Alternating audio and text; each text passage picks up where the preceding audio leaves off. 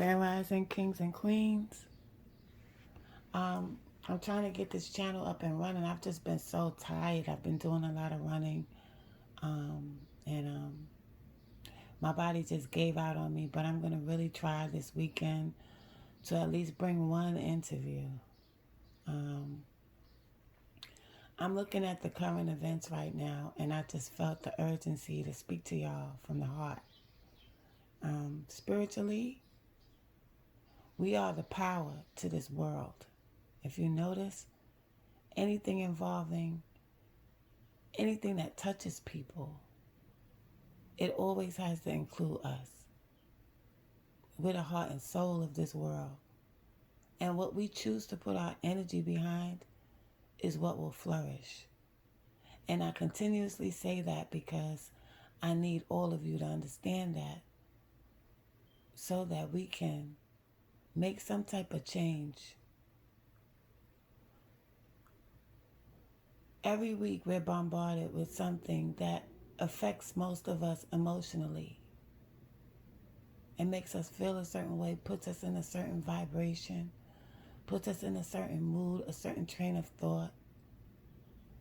And it's hard for us to be grounded. Like we could make a decision one day and then be totally thrown off by something that happens and we lose focus. But I do know that our job is to continuously grow and understand what our purposes are here. Not only just to make money, to feed our families, but we were sent here to do something, each and every one of us. So I want to bring that to the forefront.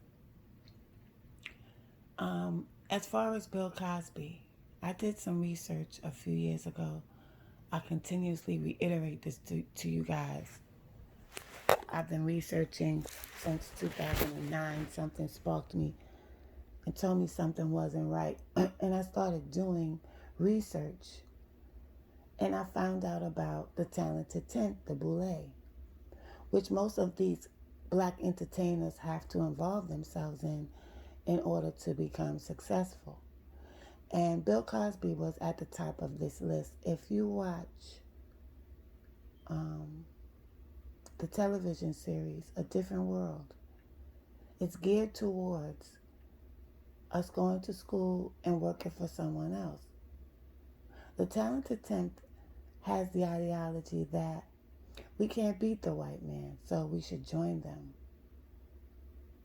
And whatever it takes for us to be affluent in this world, we'll do, even if it means turning against your own ethnicity.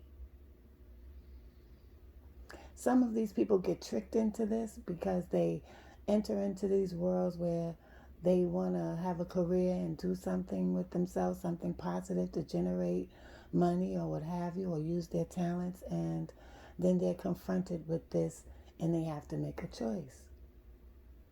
And most people choose to succumb to these people because if not, it'll put them in a position where they won't be able to accomplish what it is they want to accomplish. Bill Cosby was involved in a situation that happened to Dave Chappelle with his show because the Talented 10th didn't like the way Dave Chappelle's show was based. Like it was something that they felt was beneath them.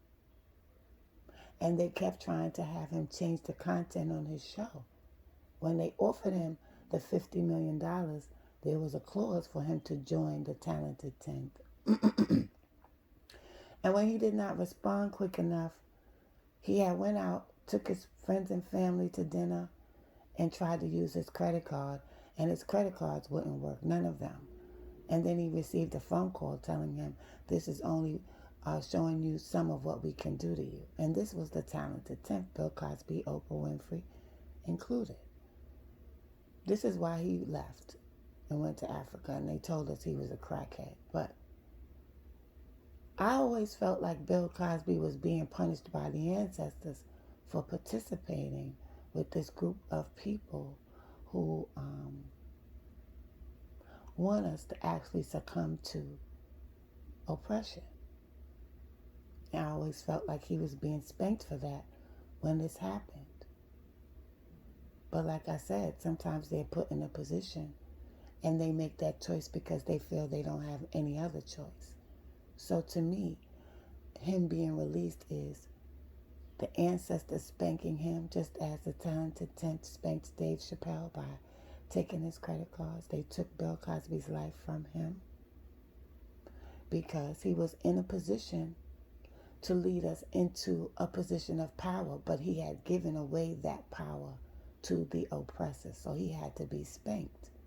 Now, he's still with us. He's lucky. He's been released. He's 83 years old. God bless him. But he has to make some right choices, and he has to right some wrongs. And I hope that he does.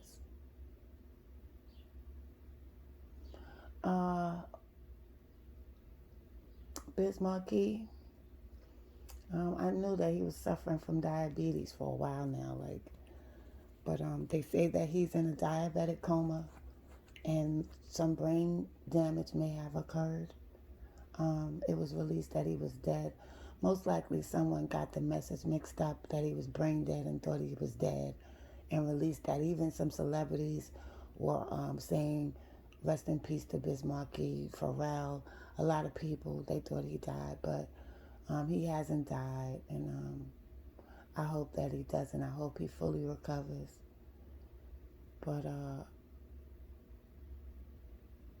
my thought this morning is we have to be very careful what we put our powers into, our energy into. We have to be more selective.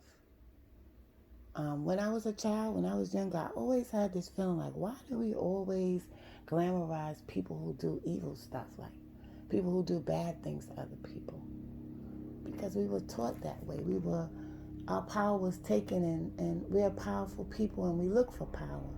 And wherever we can find it, we try to get it. So being that we're limited in the areas where we're supposed to be utilizing our power, we use it where we can. So we've been putting our energy and power into the wrong things, and it's been flourishing. And these people are manipulating that energy and using it to get rid of their biggest threat, which is us. Slowly but surely, in many different ways. So I'm going to be covering a lot of things as things come to my mind. Please forgive me for not being consistent, because I'm trying to get something out of the way before I can fully concentrate. But I will be making an effort to build this page and bring as much education and enlightenment to you, whomever listens to me, to help you along in this matrix and to give you clarity and to help you regain your power and teach you how to use your power to your benefit. So peace and love. I hope you have a blessed day and stay up.